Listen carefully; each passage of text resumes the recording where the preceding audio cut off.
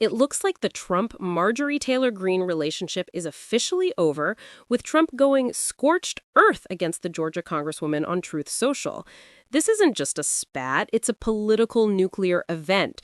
Trump didn't just disagree with her, he launched a full-scale character assassination, withdrawing his complete and unyielding support. Get this, he wrote, "I am withdrawing my support and endorsement of Congresswoman Marjorie Taylor Greene. All I see wacky Marjorie do is complain, complain, complain." The message is crystal clear. Loyalty is mandatory, and criticism, even on policy, is grounds for political exile. He claimed the friction started when he sent her a poll suggesting she shouldn't run for senator or governor, saying she was at 12% and didn't have a chance unless, of course, she had my endorsement, which she wasn't about to get. This reveals a crucial element of the Trump political machine. Endorsements are transactional, not ideological. They are levers of power, given not to recognize competence or shared principles, but to create and control political destiny. Trump escalated the attack by dismissing their previous close relationship, saying he can't take a ranting lunatic's call every day, despite having once called her a future Republican star. And the political threat is explicit. He would support someone primarying her in her district because she has gone far left, even doing The View with her low IQ Republican-hating anchors.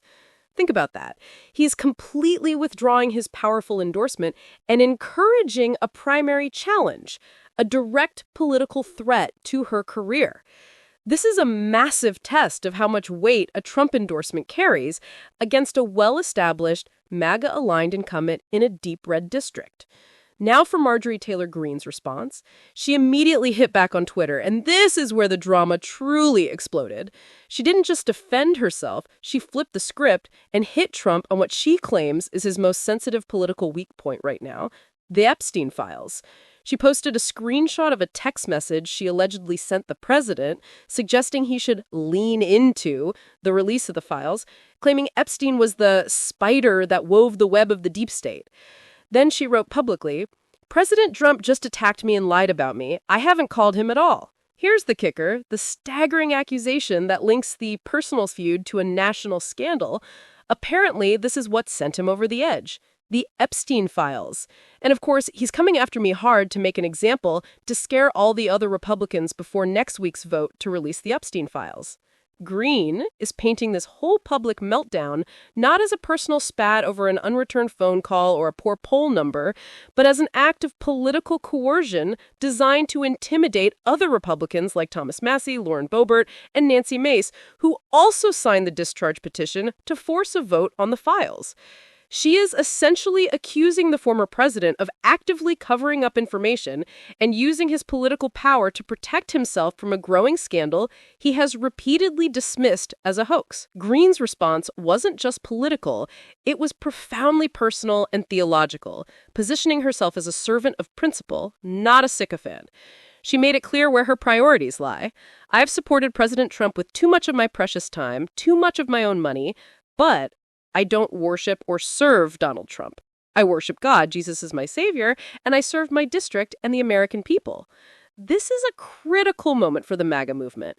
Greene is providing a template for how a conservative can survive outside of, or even in opposition to Donald Trump, by placing their loyalty to God, to their constituents, and to America First principles above loyalty to the man himself. She is challenging the fundamental premise of the MAGA structure, which has historically demanded personal devotion to Trump as the single, non-negotiable prerequisite for entry. This break means that the MAGA rift is growing. Greene is joining a small but significant group of former allies who have found themselves on the wrong side of Trump's temper because they refuse to follow his specific dictates, particularly on sensitive issues like the Epstein files or criticizing his foreign policy focus. She has, in her view, stayed true to the America First philosophy while accusing Trump of drifting into foreign entanglements and focusing on issues other than the forgotten men and women of America. The public feud started with Greene accusing Trump of gaslighting the country. This is not a trivial insult. It goes to the heart of the America First promise. Why? Because Trump claimed everything is great, prices are down, and the country is steeped in prosperity. But what is the reality on the ground for most Americans? Greene spoke for many when she said, gaslighting the people and trying to tell them that prices have come down is not helping. It's actually infuriating people because people know what they're paying at the grocery store. This isn't mere a rhetorical disagreement. It's a conflict over economic reality. Trump campaigned on lowering the cost of living, rent, groceries, gas. Yet, what were some of his administration's policies? He enacted a series of steep protectionist tariffs, raising the U.S.'s effective tariff rate dramatically. This direct tax on imported goods is primarily paid by American businesses and consumers, directly leading to higher prices on everything from household goods to manufacturing components. The economic reality is that manufacturing may contract, jobs can be lost to trade retaliation, and inflation can rise. Affordability is simply not the outcome of the policies he pursued, leading to the charge that he must pretend otherwise to keep the base on board. Why is affordability no longer the focus? Why the insistence on a false narrative of prosperity? The script suggests a dramatic shift in focus, from the forgotten men and women to Donald Trump's personal desires and legacy. The narrative suggests that while he campaigned on lowering costs, once in power, his focus shifted to personal projects that cost millions, building a $350 million ballroom, renovating the Lincoln bathroom in marble, paving over the Rose Garden, encrusting the Oval Office in gold. He focused on a billion-dollar retrofit of a Qatari jet and hosting high-profile, high-cost events. This is the core of Greene's indictment. Trump's personal spending and self-aggrandizement stand in sharp contrast to the economic struggles he claims to be solving. He needs his base to be distracted by culture wars against the evil communist Marxist Democrats so they don't see the contradiction. The loud, constant noise about DEI, transgender issues, and closed borders is, in this view, a diversionary tactic. It prevents the base from looking closely at economic policies that may benefit corporate interests or his personal legacy more than their grocery bills. He needs absolute loyalty from his allies because any focus on the economy or his private life breaks the spell. Let's return to the Epstein files and the political action that triggered this crisis. The discharge petition, led by Rep. Thomas Massie, which forced a House vote on releasing the Justice Department's files on Jeffrey Epstein, is a procedural hammer that requires 218 signatures to bypass House leadership. Marjorie Taylor Greene was only one of 4 Republicans, alongside Thomas Massie, Lauren Boebert, and Nancy Mace, to sign it. All 4 defied explicit White House efforts to pressure them to remove their names. This is not a simple bill.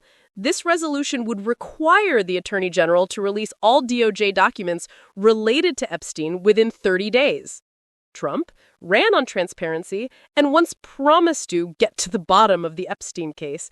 Now he and his allies are fighting the release of these files, calling the uproar a hoax. This massive inconsistency is the second huge red line Greene crossed.